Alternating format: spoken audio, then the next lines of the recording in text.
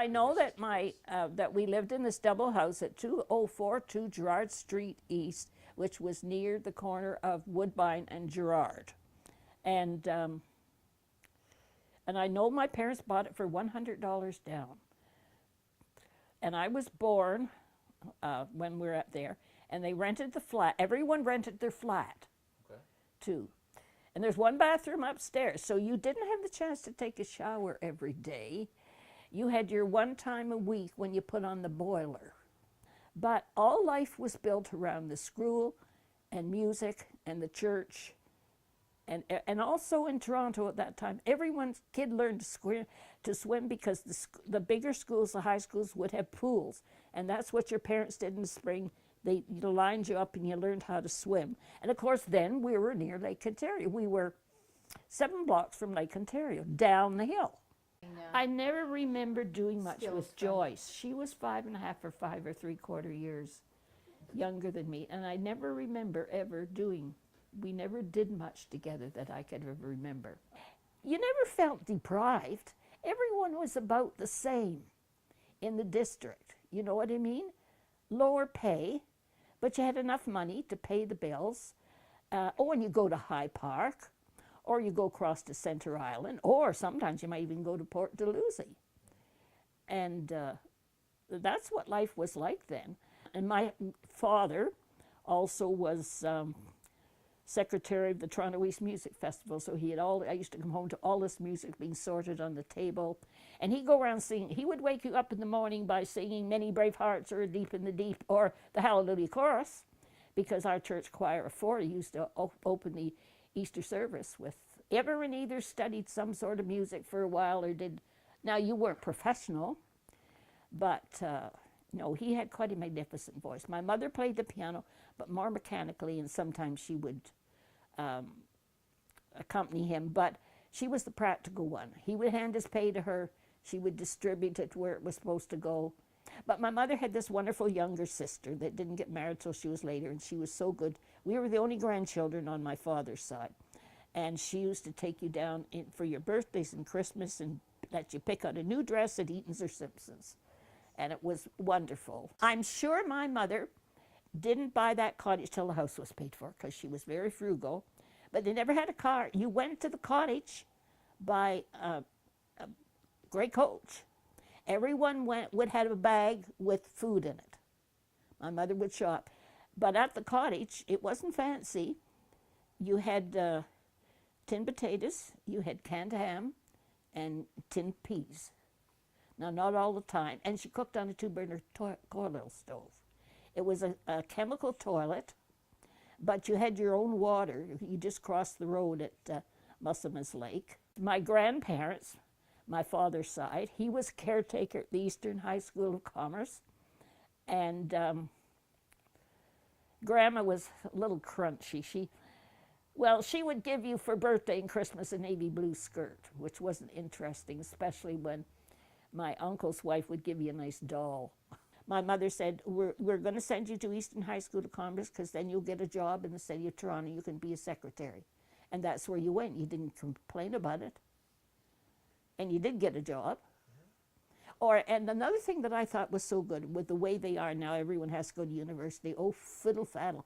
What's the matter with the community colleges and stuff like that?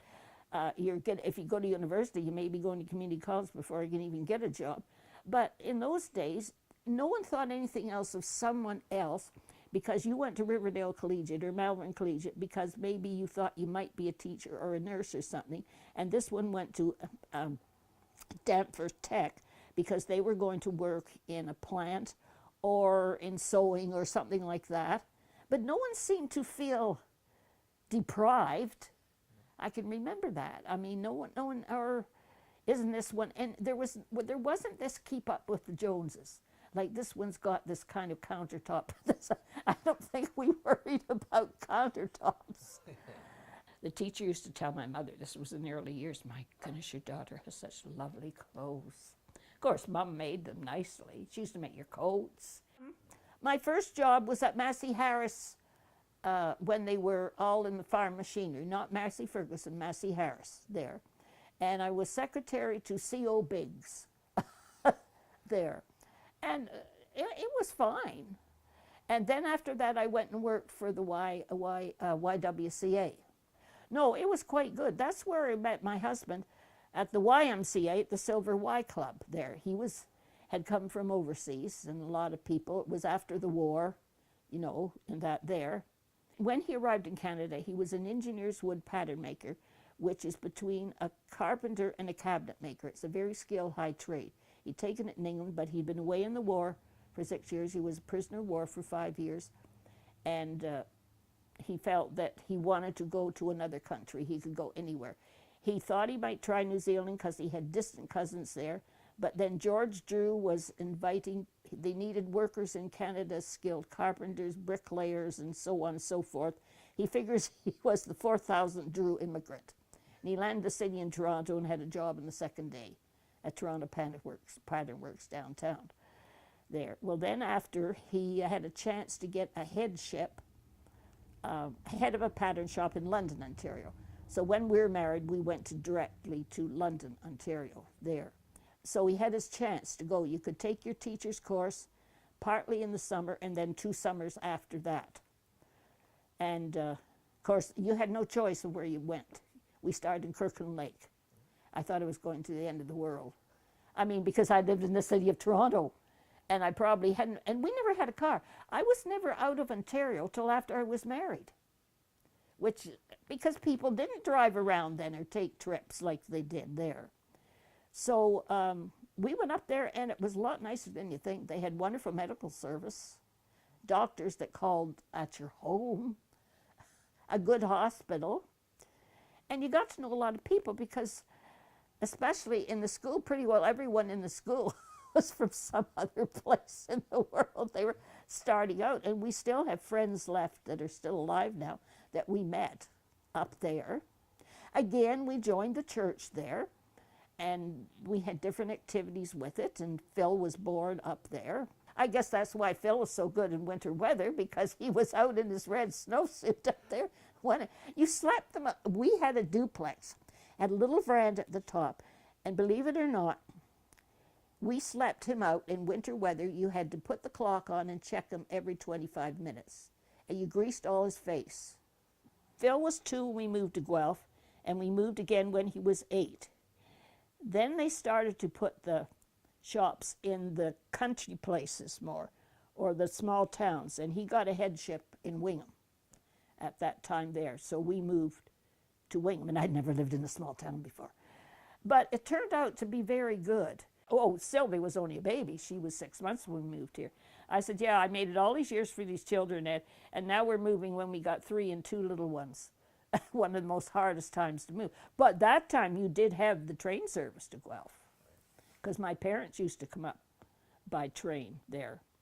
But because I inherited, I only wish I'd kept this, I inherited a cutter sleigh when we bought this house and at the corner there. One thing about Ed, it was marvelous because he could fix almost anything, and he could build almost anything. And he always finished his jobs, you know what I mean? Because that was that training he got as an engineer's wood pattern maker, because you could only be an 1/18 of an inch out. Oh, I never knew when I come home that he might be fixing things or change. The only thing he would have me do is pick out the color. But if he thought it might be more convenient, he would do it for you. But you never knew when you come home, some boards would be arriving. I'd say, well, what is this now? Well, I thought this might be better here. He loved doing that. Well, then after we'd been here, Phil was, before his 16th birthday, he took Phil, played lacrosse at the time. He took Phil's lacrosse team out to, up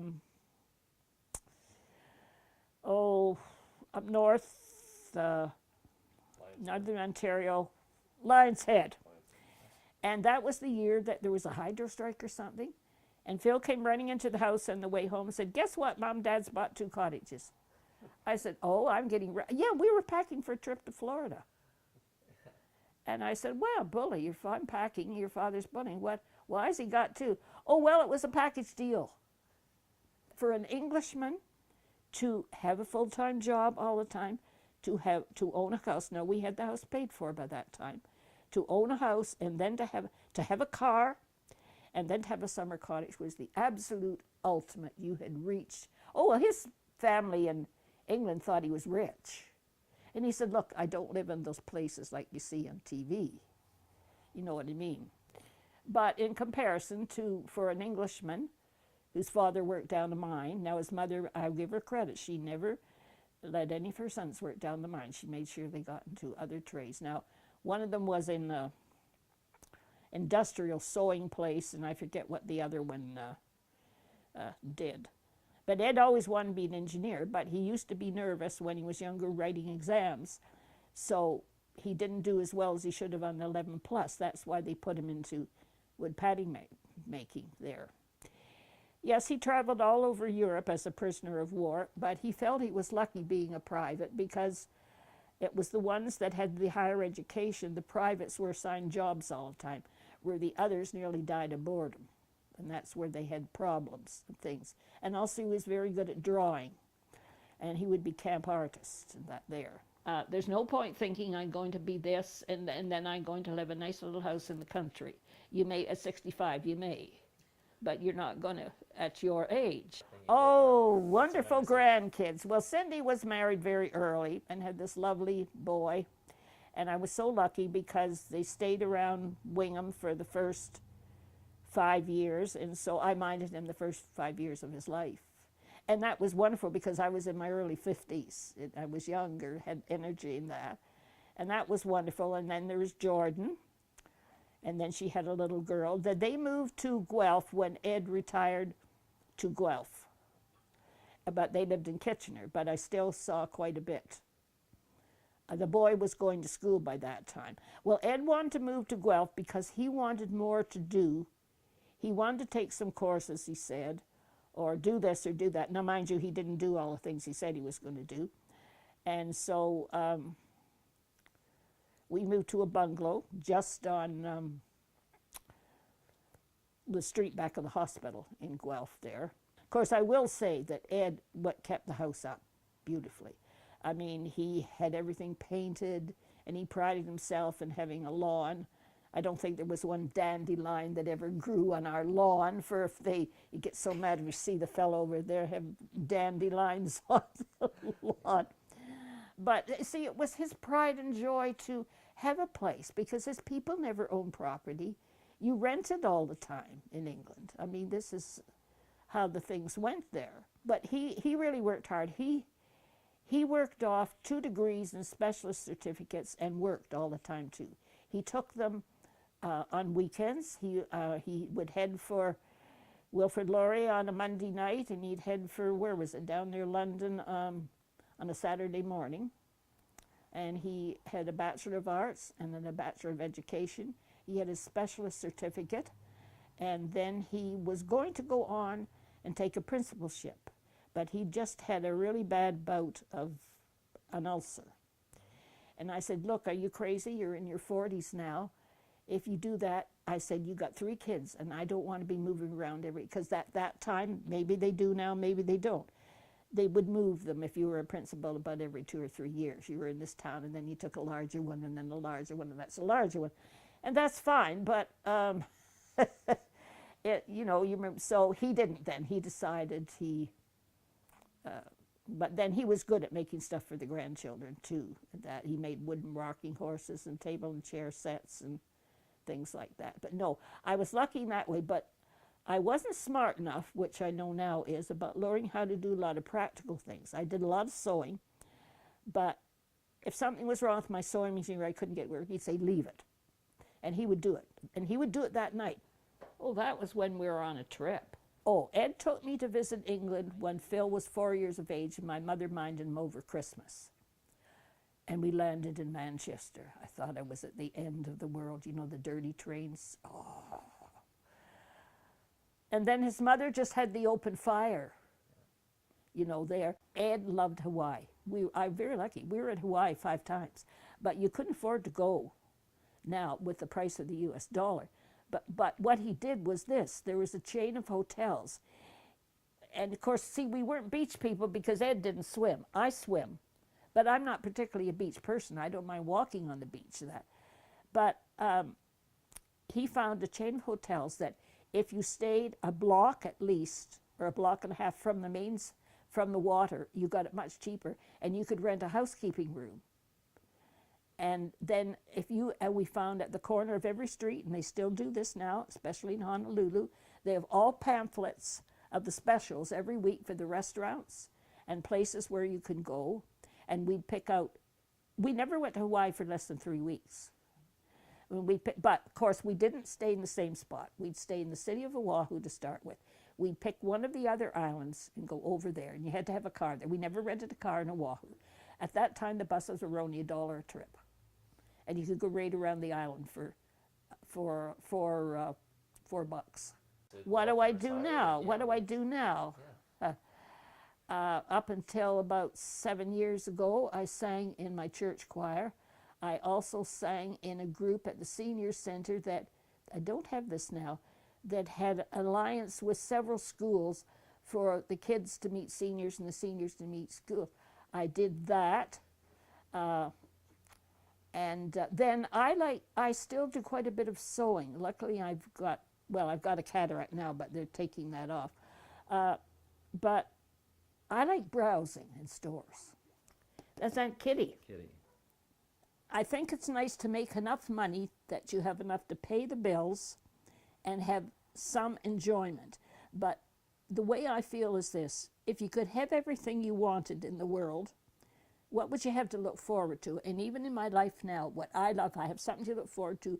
Phil is very good at taking me to musicals, which I like. I think religion is important in that you want to bring your children up to believe in something, especially in a world like today.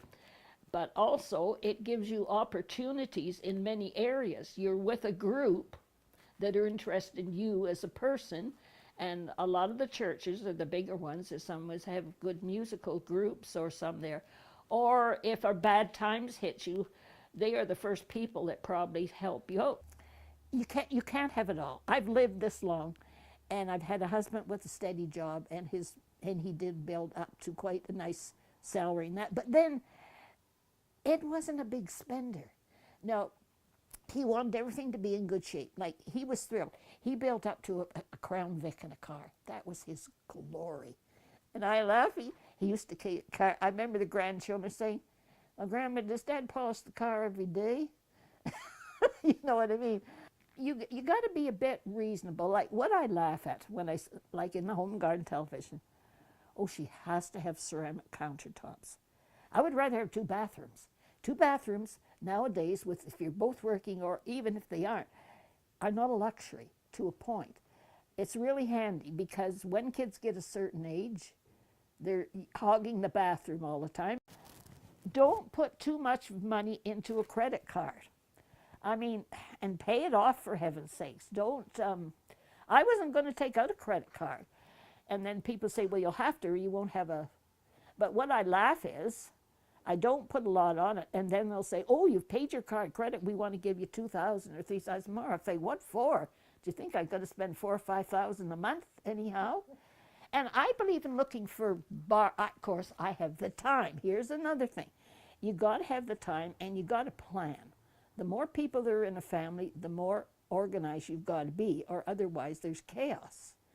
But you can't expect to start out with a house with 2 or 3 bathrooms and all these spas and everything else, unless you have fabulous jobs to keep it up. But even if you have fabulous jobs, and then when you have to have 2 cars, I mean, it gets almost ridiculous. I think it's hard for young couples nowadays, far harder than when but then maybe I didn't expect as much as they did. But one thing that I do think, would not want to marry someone that was from a very, very different background or country than I had grown up in. Because the ordinary problems today are a lot heavier than when I was getting married. And then if you've got that on top of it. So that is only my philosophy. I feel happy about what I've had in life. And that's another thing. And you got to be glad. Whether I've been extra lucky or not, I don't know. Another thing is, if you could, what would you have to look forward to? And it's having something to look forward to that makes life worthwhile. I mean, that's what I figured out about it. But whether I set down roots kind of immediately or still keep my options open. But the only other thing is, the bigger the city, probably the more expensive it is to live. That if you can get sort of some medium-sized place that still would have that you could get work in, or you may have to travel around, or you may have to take a bit of work in another line to make up your income. But I think it's important that there's no point having to drive, if you can help it, 50 or 60 miles to work each way every day. You got to be making a big salary to do that. Yeah. I don't think you get any happiness about making other people unhappy.